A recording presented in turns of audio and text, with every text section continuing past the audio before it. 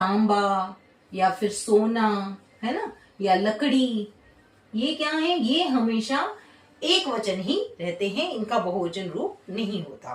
ठीक है, तो ये इंपॉर्टेंट चीज है, इसलिए मैं आपको बता रही हूँ कि ये हमेशा एक वचन में ही रहते हैं, इनको आप बदलने की कोशिश ना करें। ये हमेशा आप जैसे जो हमारे सौर मंडल की चीजें हैं, है ना, जैसे आपको पता है कि पृथ्वी, सूर्य, ये तो आपको पहले से क्लियर है कि ये सब एक ही है ना, ये दो नहीं है, ये एक ही है, तो ये भी हमेशा एक रहेंगे। चंद्रमा, है ना, अब जैसे तारा है, तो तारा तो एक भी हो सकता है, बहुत सारे भी हो सकते हैं, तो वो तारे को उसमें नहीं रखेंगे। तो पृथ्वी, सूर्य, चंद्रमा, ये सब क्या है, ये हमेशा एक ही रहते हैं, तो ये हमेशा एक वचन में होंगे। ठीक है, ये भी हमेशा एक वचन रहते हैं। इसके अलावा और देखिए, और क्या एक वचन हो सकता है, जैसे किसी तेल घी की बात हो, तेल, घी, दूध, दही, ये क्या है, ये सब भी हमेशा एक वचन ही रहते हैं, ये बहुवचन कभी भी नहीं होते। ठीक है, इनका जो रूप है वो एक वचन ही होता है। ठीक, आगे इतनी बात समझ में।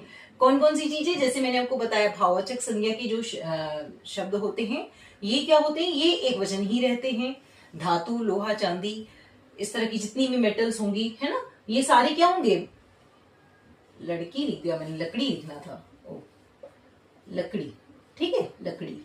तो ये सारी चीजें क्या होंगी, लोहा, चांदी, सोना, तांबा, लकड़ी, ये सारी चीजें हमेशा एक वचन रहती हैं। इसके अलावा पृथ्वी, सूर्य, चंद्रमा, ये सारी चीजें क्या हैं, आपको पहले से पता है, ये सारी एक वचन है। ठीक है, ये सारी एक वचन। कोई भी व्यक्तिवाचक की अगर मैं बात करूं तो व्यक्ति विशेष है वो, तो पृथ्वी क्या है, व्यक्तिवाचक है, एक है। ठीक, जैसे हिमालय बोल दो तो हिमालय अपने आप में एक ही है।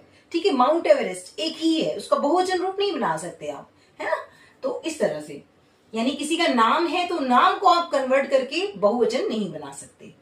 तेल, घी, दूध, यानी कि इस तरह की जो चीजें हैं, तो जैसे चीनी, है ना, तो चीनी, चीनिया थोड़ी हो जाएगा, तो चीनी, इस तरह की चीजें हैं। तो ये जैसे गेहूं, तो ये सब क्या है, ये व्यक्ति वाचक संज्ञा के अंतर्गत आएंगे, तो ये सारे एक ही रहेंगे, ये बहुवचन में नहीं बदलेंगे। ठीक, तो अब इतनी बात आपको समझ में आ गई कि एक वचन के ये वाले जो रूप हैं ये कभी भी नहीं बदलते हैं। अब देखिए इसके आगे, देखिए इसके अलावा बहुवचन के बारे में एक खास बात यह है कि बहुवचन में कभी कभी क्या होता है, जैसे किसी को आदर देने के लिए हम क्या करते हैं, कभी कभी बहुवचन का प्रयोग करते हैं। ठीक है, यानी किसी ने आदर के भाव के साथ